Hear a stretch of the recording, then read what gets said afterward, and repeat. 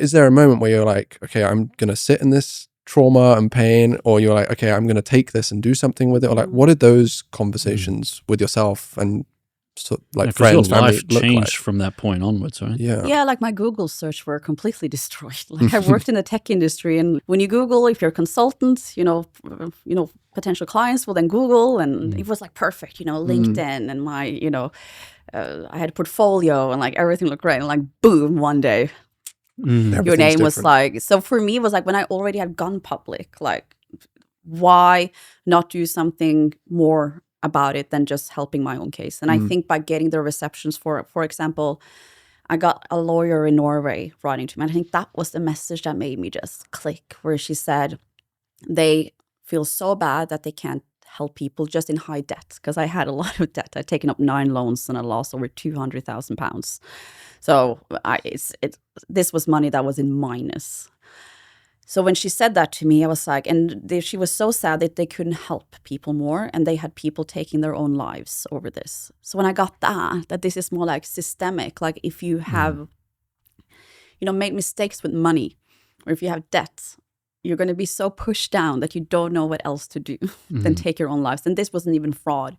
So when I had that's when I was like, okay, I can speak up about it, but I'm one individual and people have opinions of me. I need to create an organization. So I created one in Norway at first and started talking to these consumer organizations and talk to people who were running nonprofits, helping people with lawyer help. I have this very innate need of justice. And I feel if I can speak up and I can have that resilience to do so, I have to do it for the ones who can't. And I think getting that kind of gratefulness from people as well that says, watching you now flourish and doing better makes me feel that there is a light at the end of the tunnel. Think about that. Just you just doing well helps people who are now in the gutter where I was. Did you know that you were going to be throwing your career in for this?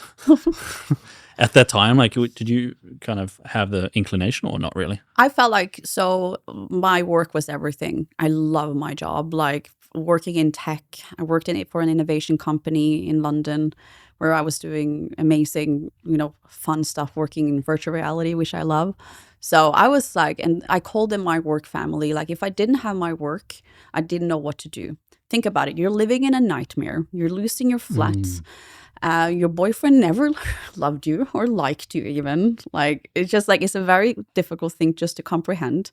You have all this debt. You've been taken to court by 4 banks. The police are going after you as a suspect. That's what I had to deal with. Really? Yeah. The police were coming after you? Yeah. So I had so many, going after me. I had to file for bankruptcy at the same time. It was COVID was hitting. Like, I was like, this is my life in my 30s. Very happy. And my work, to go to work and have 8-9 hours, and not having to think about it saved me. So I still had my job. It was when it came out on Netflix where I was like, Netflix virality is very different than like, that is 200 countries, boom. And then I started getting requests that, would you like to come and talk about your experience? And I was like, well, I'd been on some stages in my old job as a UX designer, had gone up there to talk about usability testing. And I was like, well, I like being on stage. I kind of enjoyed. And I knew how to make a story arc. I could do a presentation well. So I was like, okay, I need to. So that's but I've been missing. I love that the job that I'm really passionate about is something that I could go back to. So that's why I go a bit more back to my tech background. And it takes years to really evaluate and understand why it happened.